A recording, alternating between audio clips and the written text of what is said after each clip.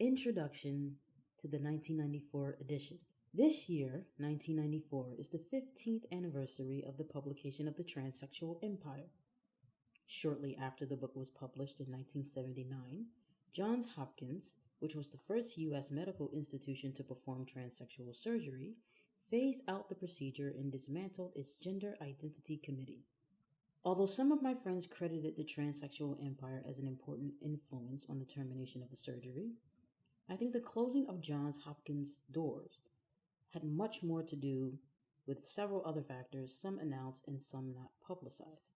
The publicized reason was a study by John Mayer, psychiatrist and director of the Johns Hopkins Sexual Consultation Program, which found that there was no difference in long term adjustment for individuals who undergo the surgery and those who do not. Mayer, after keeping follow up records on his patients' post operative acceptance of their new gender, using such indicators as employment status, marital and cohabitation success, psychological and legal problems, concluded that the surgery served as a palliative measure, but it does not cure what is essentially a psychiatric disturbance. This was the public reason for discontinuing the surgery, and it was accompanied by points of view to the contrary from other transsexual experts and apologists who disputed the study's methodology and small sample population, and accused Mayer of drawing unwarranted conclusions. It is my own hypothesis that other not-so-public reasons were also influential in the demise of the Johns Hopkins program. John Money, founder and chief publicist for the Hopkins program, member of the Gender Identity Committee, and author of numerous articles and books on transsexualism and intersexuality, had branched out into the realms of child pornography and incest. Money had lectured and written that incest need not necessarily affect a child adversely, and that the law should differentiate between traumatic and non-traumatic incest. When the genuine pair bonding of erotic love has existed between two partners in incest, then the discovery and disbanding of their partnership, not the partnership itself, may be the source of the trauma. In his work on children and sexuality, Money and co-editor Gertrude Williams went so far as to state that a man who commits incest is a sexual deviant, which is like being a religious deviant in a one-religion society. Thus, it could be constructed that opposition to incest is comparable to religious intolerance. Money's championing of good versus bad incest experiences fit neatly with the pro-incest theorizing and lobbying supported by many academics that began in the late 1970s and early 1980s. Money's colleagues were reported to be uneasy with his public statements and writings on incest, and increasingly over their alliance with him. Also, during this same period, Howard Jones, one of the chief surgeons connected with the Johns Hopkins program, left the Baltimore institution to work on in vitro fertilization techniques and eventually to co-found his own fertility and IVF clinic in Norfolk, Virginia. In spite of closing the Johns Hopkins program, other institutions have continued to perform the surgery. During the last 15 years, however, medical opinion has become more critical of the previous rush to perform transsexual surgery. A 1991 article in The Lancet, while acknowledging that the surgery may benefit some individuals, nevertheless warned about medical collusion with unattainable fantasy. Despite the encouragement that has been given to medical professionals over the years to continue performing sex reassignment surgery, the Lancet editorial issued strong caveats and pointed especially to health and safety complications from hormonal treatments. Although I had written in 1979 about the danger of cancer resulting from lifelong exogenous estrogens taken by male to constructed female transsexuals, today there is stronger evidence of the risks resulting from estrogen treatment.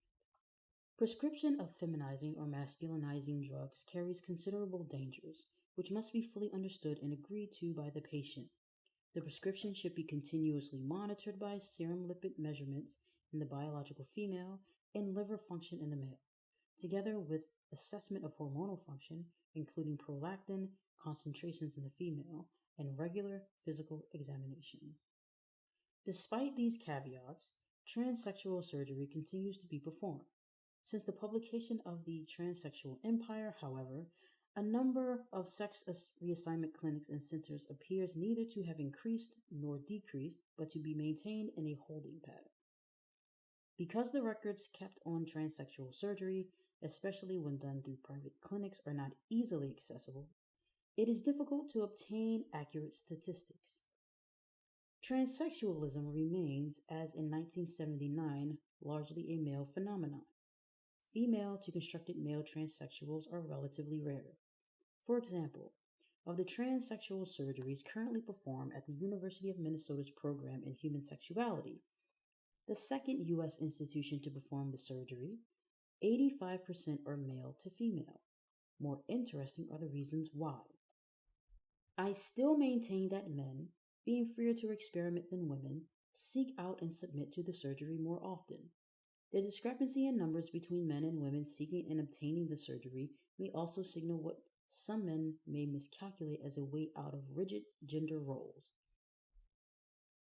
Women have had a political outlet, that is, feminism, which has helped change the distribution of power for women in society and challenge sex role rigidification. There has been no comparable men's movement which has confronted, in an organized and political way, masculine gender roles, male sexual identity, and manhood standards. In fact, many feminists would argue that the current version of the men's movement, as exemplified in the writings of Robert Bly, maintains a highly individualistic and superficial analysis of gender. In Bly's writings and in the Sweat Lodge pursuit of male liberation enacted in its reactionary and mythopoetic drum-beating retreats, there is more antagonistic reaction to the demasculinization of men and to the crisis in masculine identity supposedly fostered by feminism than to any real questioning and confrontation with male dominant power. At best, Iron John embraces the standard of men's newfound ability to cry as a primary marker of male liberation. There are not many female to constructed male transsexuals because, as Pat Hines pointed out, women have been saturated with different and more feminizing forms of body-altering hormonal and surgical procedures. For many women, mostly white, Western, and middle class, the construction of gender dissatisfaction has been medicalized through promotion of breast implants, hormone replacement therapy, and fertility hormones and reproductive procedures, and plastic surgery. As opposed to men who seek opposite sex hormones and surgery, most women's gender dissatisfaction has been in not being feminine enough or in not fulfilling their female role, e.g., motherhood. Thus, medical science has tended to direct women into conforming to male dominated images and roles of femininity. Transsexual surgery is the invention of men initially developed for men. As I argued in 1979, female to male surgery is more difficult, costlier, has less to offer women, it's easier to construct a hole than a pole, and is less publicized. Simone de Beauvoir gave us the insight that woman has been fabricated by man as the other, the relative being, relative to himself as the norm.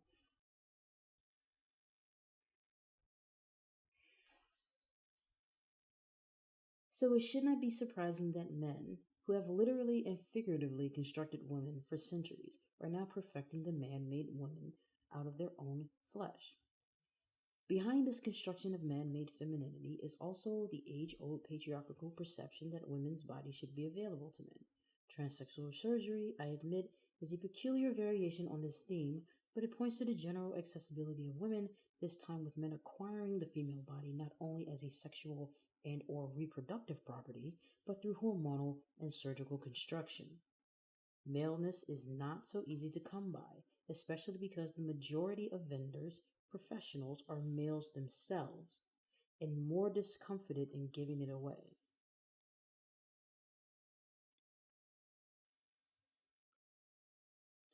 For if maleness were as easily available to females, i.e., if men were as accessible, men too would be treated like women. The medical model. Key to the institutionalization of transsexual surgery is its medical psychiatric monopoly, its development as a clinical entity, which has been called the transsexual syndrome. Since transsexualism effectively has become a medical problem, the medical model prevails as a legitimate dominant form of therapy, requiring psychiatric evaluation, hormonal and surgical intervention, and often a host of countless secondary cosmetic surgeries, all meant to adjust the artifactually evolving female body to the accepted feminine stereotypes. The medical model is also a disease model, and here exactly is the rub. If transsexualism is treated as a disease, then does desire qualify as a disease? As Thomas Sass asked in his New York Times review of the Transsexual Empire, does an old person who wants to be young suffer from the disease of being a transchronological? Or does a poor person who wants to be rich suffer from the disease of being a transeconomical? Does a black person who wants to be white suffer from the disease of being transracial? All these questions, of course, reach larger social and political issues and remove these conjectural diseases from the medical psychiatric framework. In speculating why a hypothetical black person might want a pigmentation change, the person himself may say that he has always felt like a white trapped in a black body, as the transsexual commonly says that he is a woman trapped in a male body. Yet it is only because transsexualism is widely accepted as a condition requiring psychiatric and medical intervention, an effort as a disease or disease-like, that the social and political questions surrounding why a man might wish to be a woman are not primary. In the transracial area, by contrast, would a black person who desperately wants to change skin color be so readily tracked along the medical route, ignoring that his or her request is encumbered by a society that discriminates against people on the basis of skin color? This very comparison is weak since there is no demand for transracial medical intervention precisely because most blacks recognize that it is their society, not their skin, that needs changing. The medical framework and the plethora of professional experts that have colonized so-called gender dissatisfaction have been incapable of annexing race, age, or economic dissatisfaction. Even the word dissatisfaction individualizes rather than politicizes what causes the so-called dissatisfaction. And so we talk about gender dissatisfaction in the transsexual realm, rather than gender oppression, whereas there is no comparable psychologizing of racial, age, and economic discrimination and oppression for which the individual solution would be medical treatment. The conglomerate of medical and other professional practitioners who coalesce to institutionalize transsexual treatment and surgery on the medical model, the Transsexual Empire, become shapers of acceptable and permissible gender-related behavior. For example, feminine and masculine stereotypes have become clinically institutionalized in the requirement that transsexuals prove they are true candidates for surgery by passing as members of the opposite sex. Passing standards evaluate everything from an individual's feminine dress, to feminine body language, to so-called feminine positions in intercourse. Most clinics require candidates for surgery to live out culturally fabricated opposite sex behavior and roles for periods of 6 months to 2 years. Although some critics have claimed that this requirement has been reevaluated and minimized in recent years, much of the professional literature published since the Transsexual Empire still mentions ability to pass in the opposite sex role as a prerequisite for the surgery. Defining and treating transsexualism as a medical problem prevents the person experiencing so-called gender dissatisfaction from seeing it in a gender-challenging or feminist framework. Persons who think they are of the opposite sex are therefore not encouraged to see this desire as emanating from the social constraints of masculine and feminine role-defined behavior. Thus, a man who is emotional or nurturing is encouraged to think of himself as a woman instead of a man who is trying to break out of the masculine role. A primary effect of defining transsexualism as a medical problem is to encourage persons to view other persons, especially children, who do not engage in normative sex role behavior as potential transsexuals. Ultimately, transsexual surgery reinforces social conformity by encouraging the individual to become an agreeable participant in role-defined society, substituting one sex role stereotype for the other. The medical solution becomes a social tranquilizer, reinforcing sexism and its foundation of sex role conformity. With the increased medicalization of transsexualism, a certain group of people are encouraged to channel gender dissatisfaction into surgery. As previously mentioned, there is a continuum of surgeries, such as silicone breast implantation, designed to treat other forms of gender dissatisfaction. Since the 1950s, women who are dissatisfied with their bodies or parts of them, in this case the size of their breasts, in reality their gender image, have been encouraged to have them augmented by breast surgery and silicone implants, leading to disastrous health and safety consequences. In the 1980s and 1990s, the plastic surgery industry, including the Association of Plastic Surgeons, led a campaign to convince women that having small breasts was actually a physical deficiency. According to the American Society of Plastic Reconstructive Surgeons, small breasts are not only a deformity, but a disease which in most patients results in feelings of inadequacy. Thus, millions of women having been led to change their breasts, not their image of themselves. Likewise, the medicalization of transsexualism promotes the ideology that the problem of gender dissatisfaction needs the intervention of the medical and surgical specialties to remedy the dissatisfaction by constructing a body of the opposite sex. Critical responses in response to the critics. The reprinting of one's book gives the author a golden opportunity to respond to reviews and criticisms of her work. Instead of trying to address every point, I focus on recurring themes in the reviews and criticisms. A frequent question that people have asked is, what's the big deal? Many want to know why the issue of transsexualism is of concern in the schema of pressing issues of feminism. As I saw it then and see it now, transsexualism goes to the question of what gender is, how to challenge it, and what reinforces gender stereotyping in a role-defined society. These questions have been raised subsequently in the context of more recent debates defined by the current argot of transgender. Transsexualism is said to be a radical challenge to gender roles, breaking the boundaries of gender and transgressing its rigid lines. But if the transsexual merely exchanges one gender role for another, if the psychiatric and medical experts demand that transsexual pass in the opposite gender role before they can continue surgery, and if the outcome of such a sex reassignment is to endorse a femininity which, in many transsexuals, becomes a caricature of much that feminists have rejected about man-made femininity, then where is the challenge, the transgression, and the breaking of any real boundaries? Many critics of the transsexual empire claim that although I attack gender conformity, I do so by essentializing sex and gender. This was surprising to me since the whole chapter of the transsexual empire was a critique of the theories of biological essentialism that grounded the ideology of transsexualism in biology. For example, in prenatal hormonal or in genetic factors. The work of John Money and Anke Ehrhardt had been especially influential in theorizing about prenatal hormonal factors, postulating the existence of an early critical period in which a particular but unspecified gender identity formation began. Although the professional literature continues to debate the causes of transsexualism, a review of this literature in psychoendocrinology concluded that no hormonal effect on human gender identity formation has been established.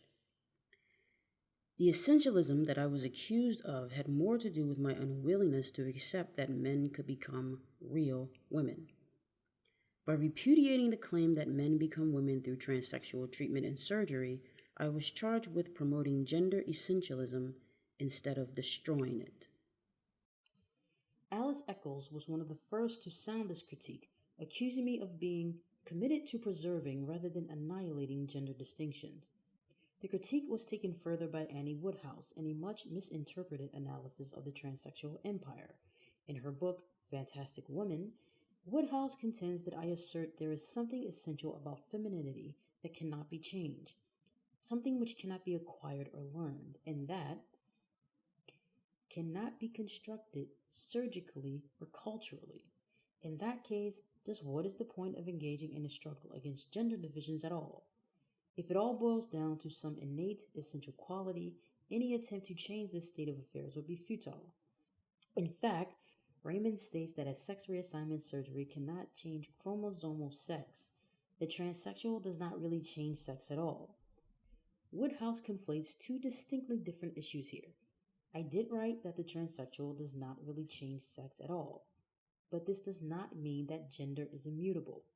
It means that men cannot become women via hormones and surgery. My view is that, using Woodhouse's own words, the male to female transsexual is a fantastic woman, the incarnation of a male fantasy of feeling like a woman trapped in a man's body, the fantasy rendered flesh by a further male medical fantasy of surgically fashioning a male body into a female one. These fantasies are based in the male imagination, not in any female reality. It is this female reality that the surgically constructed woman does not possess, not because women innately carry some essence of femininity, but because these men have not had to live in a female body with all the history that entails. It is that history that is basic to female reality, and yes, history is based to a certain extent on female biology.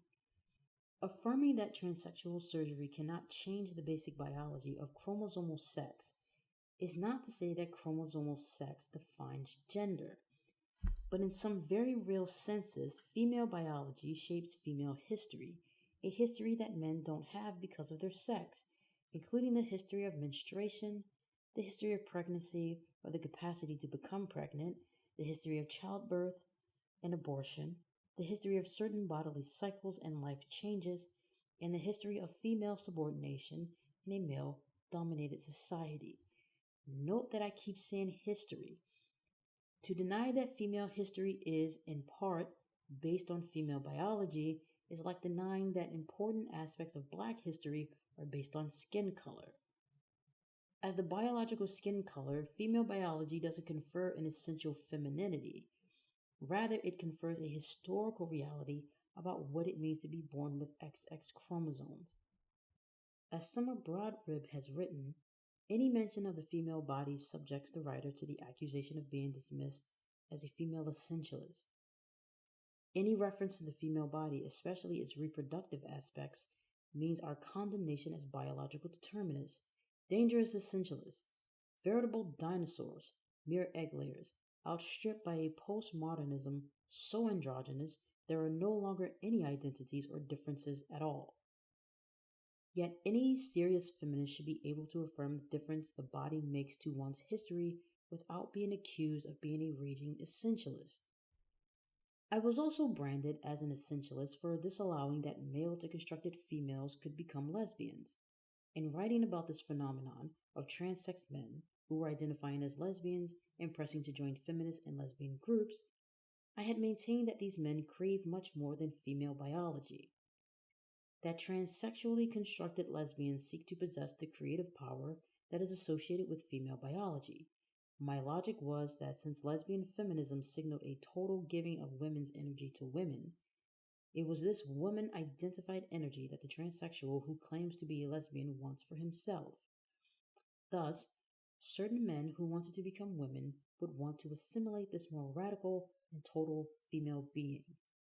Today, I would not use this phrase female energy, since it is too vague and ethereal. Had I been more sociological in my description of what attracted to transsexuals to defining themselves as lesbians, had I phrased this as an attraction to a sense of lesbians' esprit de corps or lesbian solidarity, rather than to lesbian creativity and energy, perhaps I would have passed muster, but I doubt it. The title of my book, The Transsexual Empire, bothered another group of critics. The title was meant to convey the primary thesis that transsexualism constitutes a socio-political program that is undercutting the movement to eradicate sex role stereotyping and oppression in this culture. When I wrote this, many reviewers took it to mean that a vast male conspiracy was afoot to eradicate native-born women, the ultimate male plot to possess women totally. That was never what I meant, nor was it what I intended to convey.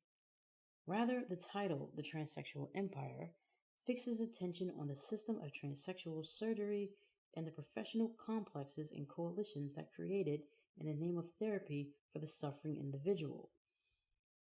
In designating it as an empire and calling it a socio-political program, my point was to focus on its institutional nature, i.e., its systemic dimensions. not anything quite so neatly packaged as a conspiracy. In giving us the concept of the banality of evil, Hannah Arendt reminded us that wrongdoing and destruction are not always radically intentional or the result of planned conspiracies, but they may be terribly ordinary. I never meant that transsexualism was the result of male medical monsters or biomedical conspiracies. Things are not so simple, and the objective of the Transsexual Empire was to convey the complexity of its institutionalized foundation. The title of my book was satirized in The Empire Strikes Back, a Post-Transsexual Manifesto, an article written by Sandy Stone. Stone, a male-to-female constructed transsexual, was hired in the 1970s as a sound engineer by Olivia Records, the all-woman recording company. This set off a controversy in feminist circles that I alluded to and commented on in the Transsexual Empire. Since then, it seems that Stone has gotten himself a thorough postmodernist education, and he now theorizes that, after all is said and done, the transsexual is really text, or perhaps a full-blown genre. In the transsexual as text, we may find the potential to map the refigured body onto conventional gender discourse and thereby disrupt it, to take advantage of the dissonances created by such a juxtaposition, to fragment and reconstitute the elements of gender in new and unexpected geometries. In this postmodernist tour de force, Stone uses the language of postmodernism to mystify and distract from the real material and political questions of surgically turning men into women. Nothing matters, as Summer Broadrib so succinctly put it, except the peculiar arrangement of reality as idea. Broadrib eloquently captures what lies at the heart of the male-to-constructed female transsexual project. The rule is that only man may appear as woman. This is his narcissistic solution to his own problem of the other. But to do this, to create her in his image, he must be able to take her image. And I have to make arrangements that sound extravagant to my ears that women exist, that women are sensible. And to contradict this, to speak against masculine culture is so uncultured. The masters of discourse have also said that it requires a great deal of sophistication to speak like a woman. Clearly, it is best left to men. Their texts play with and parade a hysterical femininity, in our best interest, of course, to help us transcend the category of woman we somehow got into. Transsexualism urges us to collude in the falsification of reality, that men can be real women, all in the pretense that transsexualism breaks down the barriers of sex repressiveness, sexual rigidity, and gender itself. As Stone would have it, the power of transsexualism is in simply acting. The essence of transsexualism is the act of passing. A transsexual who passes is obeying the Derridian imperative, to begin to write oneself into the discourses by which one has been written. But transsexuals are not simply acting, nor are they text or genre. Unlike impersonators, transsexuals are not participating in a performance in which the audience suspends disbelief for the duration of the show. They purport to be the real thing, and our suspension of belief in their synthetic nature is required as a moral imperative. Stone pays the Transsexual Empire the ultimate backhanded compliment. Here in 1991, on the 12th anniversary of its publication, it is still the definitive statement on transsexualism by a genetic female academic. Even a backhanded compliment is too generous, so a footnote is in order. There is some hope to be taken that Judith Shapiro's work will supersede Raymond's as such a definitive statement. Shapiro's accounts seem excellently balanced. The balance appears to reside in the fact that Shapiro, in her 1991 essay on transsexualism, has appropriated much of my critique while taking pains to dissociate herself from it. There is much in Shapiro's work that I recognize as my own. Shapiro writes that transsexuals are more royalist than the king, and adhering to traditional gender norms and behavior. She confirms the ways in which the attending professionals reinforce their own expectations of gender identity behavior in transsexuals. She acknowledges that surgery, while currently regarded as a technologically sophisticated strategy, can also be seen as a crude and primitive approach to issues of personal and social identity. Although she does not want to overdo a variation of what was originally my transracial analogy, she states that sex change surgery is a bit like turning to dermatologists to solve the race problem. It seems that when all is said and done, what Shapiro objects to is my tone. Shapiro steps back from the whole politics of transsexualism, ransacking anthropological literature for cross-cultural and historical validation, comparing transsexuals to the gender crossing of the Native American Berdache, the Zanith in Oman, and the woman-to-woman marriages in Africa, and reducing the Transsexual Empire to ethnographic data on the feminine mystique that has characterized much feminist writing over the past couple of decades. Finally, there were some critics who charged me with intolerance. In my not accepting men as women, some critics accused me of not tolerating the differences of others. As I wrote in the Transsexual Empire, this kind of tolerance is a very passive position. It only encourages the creation of more medical victims to sexual conformity. What I do accept is that men and some women who undergo transsexual surgery are terribly alienated from their bodies, so alienated that they think little of mutilating them. I accept the fact that transsexuals have suffered an enormous amount of physical and emotional pain, but I do not accept the fact that someone's desire to be a woman or man makes one a woman or man. That is the instrumentality of hormones and surgery, or that the instrumentality of hormones and surgery creates a real man or real woman.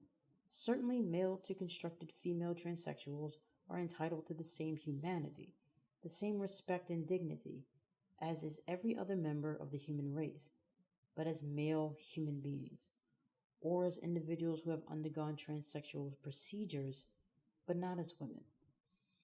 The opening sentence of the Transsexual Empire was, "Transsexualism has taken only 25 years to become a household word."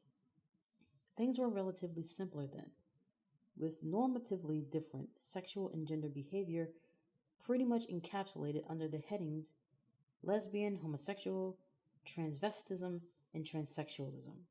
Today, 15 years later, things are more complex, and a plethora of terms such as transgendered, regendered, gender blending, gender bending, gender fucking, and trans homosexuality have been added to the lexicon of so-called gender dissonant behavior.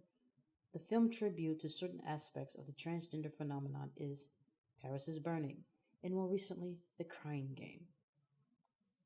The issue of transsexualism has been largely superseded by debates over transgenderism, or what has been called sexuality's newest cutting edge. The term transgender covers pre-operative and post-operative transsexuals, transvestites, drag queens, cross-dressers, gays and lesbians, bisexuals, and straights who exhibit any kind of dress and or behavior interpreted as transgressing gender roles. It is interesting that, like transsexuals, the majority of transgenderists are men who, rather than transcending, i.e., dismantling and going beyond gender roles, seek to combine aspects of traditional femininity with aspects of traditional masculinity. One side of the transgender phenomenon was written about in an article entitled "The Next Wave" in The Advocate. In this article, transgender was closely allied with transsexualism. Referring to a bar called the Motherlode in San Francisco, the majority of patrons were said to be much more evolved in their gender expressions than cross-dressers. Hormones, breast implants, cosmetic surgery, and in some cases sexual reassignment surgery make dedication to being female more than a dress-up game for these women. Although lamenting that transgender had been excluded from the title of the 1992 Gay and Lesbian March on Washington, the faulting of radical feminists, the PC lesbians, and the assimilationist gay men for not accepting transgendered individuals into the movement. The article, nevertheless, is a brief for the virtues of what is called transgender nation. Many Male transgenderists work as prostitutes in the sex industry. The article notes that a high percentage of transgendered women, primarily in the preoperative phase, have at one time or another engaged in sex work. Although prostitution is described as an economic necessity for most transgendered individuals, there is also the admission that it is part of the discovery process that a transgendered woman may go through. Some of it is acting out fantasies, obsessions, or compulsions. It's a sort of coming of age, a part of the transition, an identifying and validation process. So we have here an idealizing of sexual exploitation and prostitution in the name of transgender transformation, identity, and maturity. This tale of transgender is also a rendition of how men are turned on by other men. According to the advocate, the allure of gender ambiguity and the polymorphous sexuality exuded by transgenderists, the hyperfeminine and hypersexual chick with a dick scene, is said to be attractive to many men. What is described as transgression of boundaries actually turns out to be conformity to sex roles once more, with many men flocking to hormones and surgery to attract other men as artifactual, ultra-feminine women. The article's author does admit that many transgendered individuals, through surgery or hormones, try to become the image of the perfect woman, i.e., the Cindy Crawford like model, and that disturbing pre-feminist notions of femininity pervade the transgendered community, pitting those who undergo surgery, true transgenderists, against those who remain on hormones. Another variation on the transgender theme is what was once simply called cross-dressing transvestism or drag. When Boy George accepted a Grammy Award for Best New Artist in 1985, he thanked his U.S. audience for recognizing not only his music, but a good drag queen. Perhaps the more flamboyant U.S. version of Boy George is African American RuPaul, whose musical act has become a highly successful, marketable commodity. Thriving on theatrical sexuality combined with pop music, RuPaul, as the New York Times phrased it, is an amalgam of two distinct sexual archetypes: gender benders and soul divas. In RuPaul's act, both archetypes depend upon the assimilation of stereotypical femininity. In the first instance, by appropriating miniskirts, blonde wigs, and platform heels, and in the second, by exaggerating femininity as a birthright for this conformity. RuPaul is called a gender illusionist and claims that what he is doing is more than men dressing in women's clothes. It's really about the way everybody looks, because what really counts is inside. You're born naked, and the rest is drag. The New York Times article idealizes RuPaul as a de facto social activist who brings drag into the mature part of the 20th century by not simply mimicking the voice and movements, say, of a Marilyn Monroe, but rather by being his own woman. It's too bad his own woman looks and acts so much like the woman of man-made femininity. As Kathy Miriam writes, while transgenderism foregrounds the reality that femininity is a male construct, it does so by preserving sex difference. The heterosexual institution, in contrast to being a strategy of disempowering, politically destroying, the social system which generates the category. There have been pleas from some feminist commentators to recognize that cross-dressing, drag, and transvestism are on a continuum of masculinity, and to sympathize with these ways in which some men are deviating from acceptable masculine gender behavior, and often men dressing as women is compared to women who wear pants. There is a false symmetry here.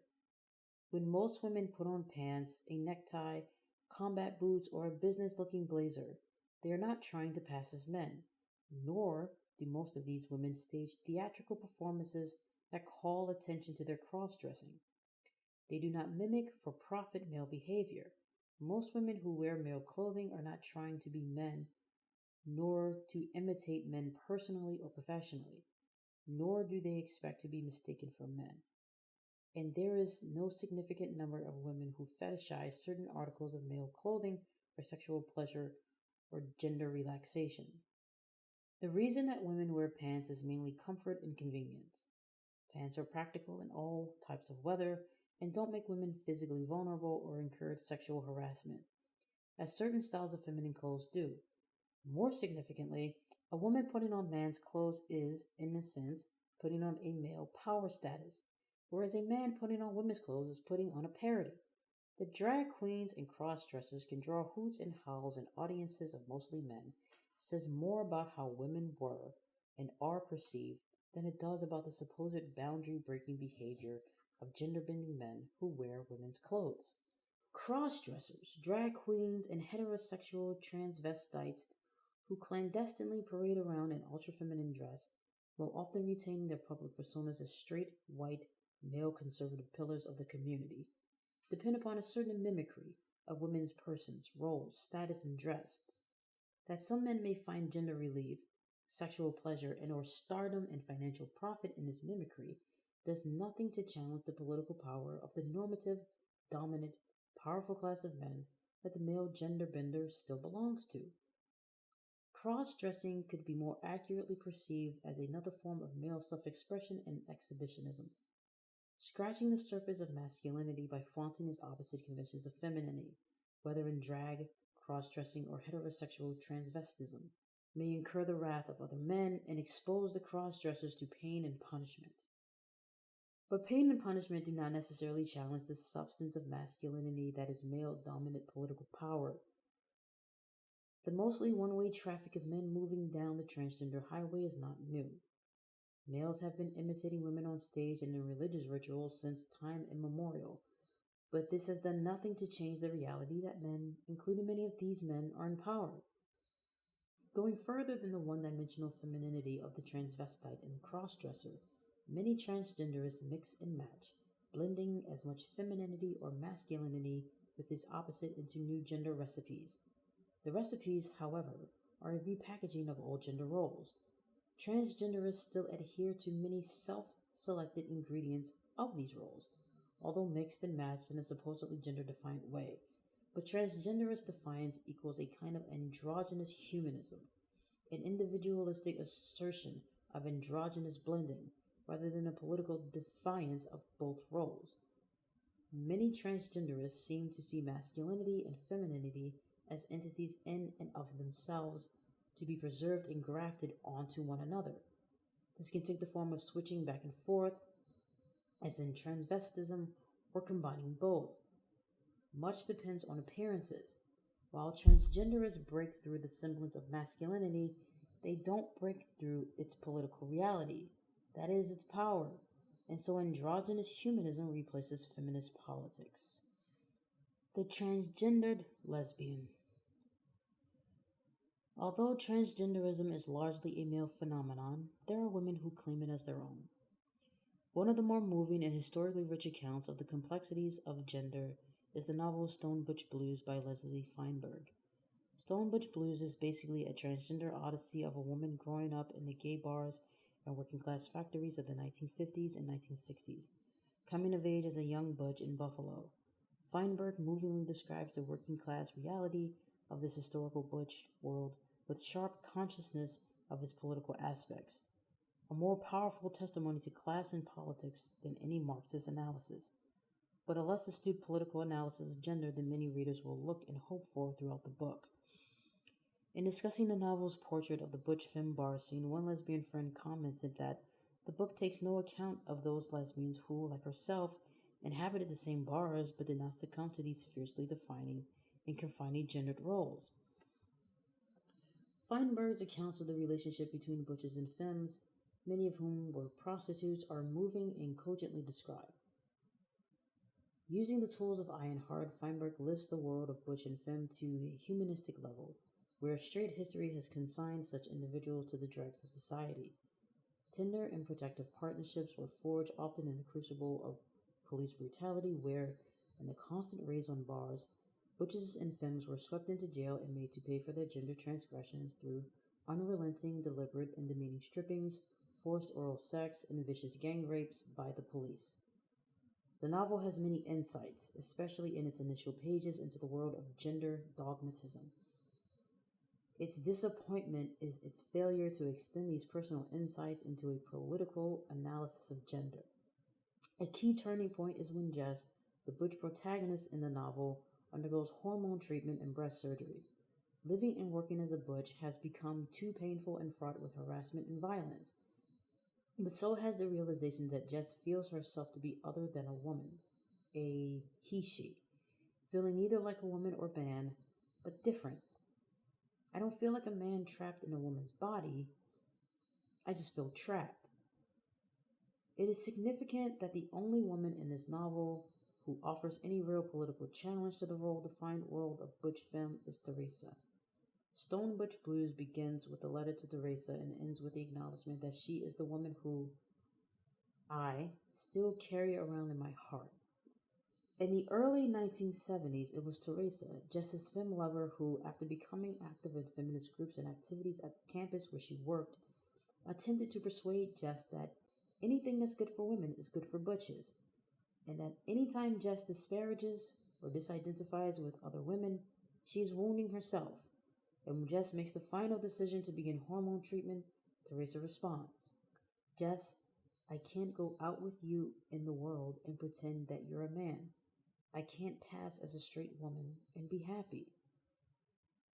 One gets a sense in these passages of the tensions between the old and the new gender challenging worlds of two people who love each other but who have radically disparate ideas and thresholds of what it means to exist or to reject existence as women in a gender-defined society and how best to take on that society. It is surprising that most of the story takes place not in the pre-feminist 1940s or 1950s, but in the emerging feminist consciousness and the climate of the 1960s and 1970s, when other women are rejecting these roles and many forms of body-mutilating medicine. The differential treatment she received as a butch, in contrast to her present passing as male, and the ways in which women regard men, and men in turn regard women. Jess notes that women are now afraid of her on the streets, that passing as a straight man makes her an instant expert on motorcycles, and that straight women who think she's cute relate to her in a flirtatious parrying, a kind of courtship fencing. Finally, Jess observes that this latter behavior receives public encouragement and approval. Quite swiftly, Jess comes to the realization that not much has changed. At first, everything was fun. The world stopped feeling like a gauntlet I had to run. But very quickly, I discovered that passing didn't just mean slipping below the surface. It meant being buried alive. I was still me on the inside, but I was no longer me on the outside. After undergoing continuous hormone treatments, her response to this disease is to proceed further with a double mastectomy. But this additional bodily alteration doesn't resolve the question of who she really is. I simply became a he, a man without a past. Who was I now, woman or man? That question could never be answered as long as those were the only choices. It could never be answered if it had to be asked. And so, after living for several years as a man and undergoing both hormone treatments and radical breast surgery, Jess stops the hormone injections that had refigured her bodily contours and secondary sex characteristics into a more masculine appearance, thus arriving in a no person's land. Stone Butch Blues is a personally moving but politically disappointing book. In the final part, there is a forsaking of the political insights that mark the beginning pages of Jess's life as a butch, and initially of her life as a hormonally and surgically constructed male. As opposed to a prior gender consciousness, an awareness that a woman who looked like, acted like a man was subject to being brutalized by men, was attractive to women, and was disgusting to society. There is now a kind of retirement to a gender-neutral otherness. The hormones, the surgery, the cessation of hormone injections finally devolve into a long-suffering self-surrender to being other. Not a woman who is butch, and not a woman who tries to pass as a man with the help of hormones and surgery, but a transgendered individual who identifies as simply other. In fact, Jess's final transformation is from being woman identified to being other identified, and Jess's most intimate and personal relationships are no longer with women, especially lesbians, but with men who are cross dressers and who, like herself, presumably have undertaken hormones and or surgery. Jess's ultimate identification with otherness, in essence, her disavowal of her own womanhood, not simply disowning of a rigid femininity that society has reduced womanhood to, is at the heart of Feinberg's final version and vision of transgenderism. Gender bending is a more recent version and vision of transgenderism, and Katie Lang is one of its more complex proponents. Gender bending has always been Lang's stock in trade. Hers is a deeply subversive presence. After you watch her for a while, you realize how warped your own stereotypes are. The gender bending that Katie projects is definitely not the same as most transgenderists who depend on surgery, hormones, passing as women, or mimicking women on stage.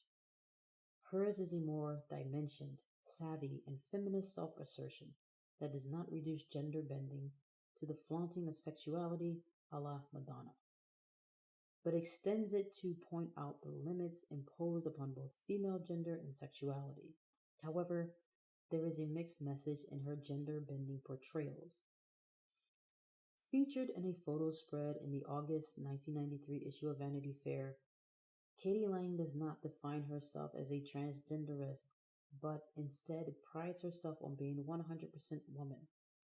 There is much in the article that any feminist can identify with. Katie's incredible talent and her rise up the professional ladder defy any attempts to make her more feminine and thus palatable to audiences. The kind of physical freedom with which she moves on stage, so unlike any other female singer.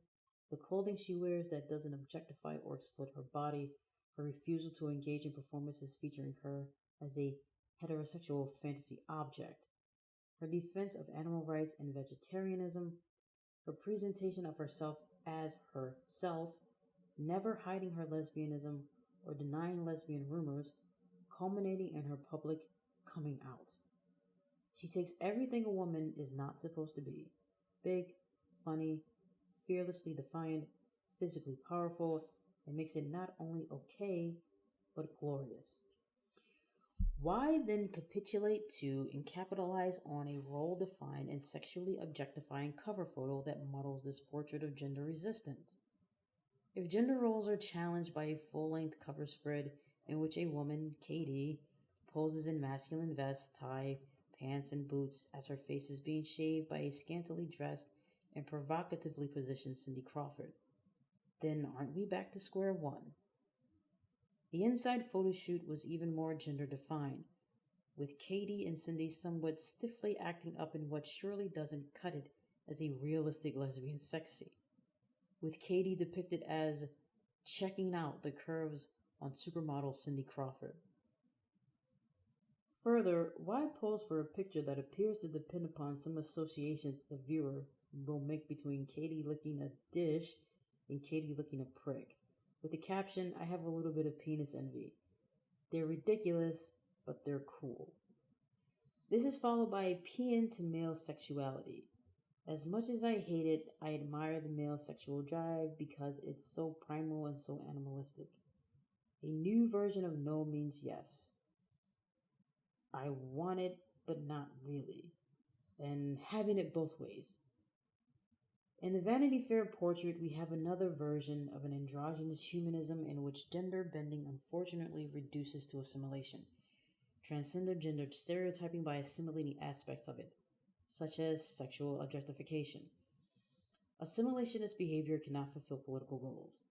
When Katie Lang refuses to wear clothing or perform in ways that objectify her body on stage, she is issuing a real challenge to the encouraged female role of flaunting sexuality.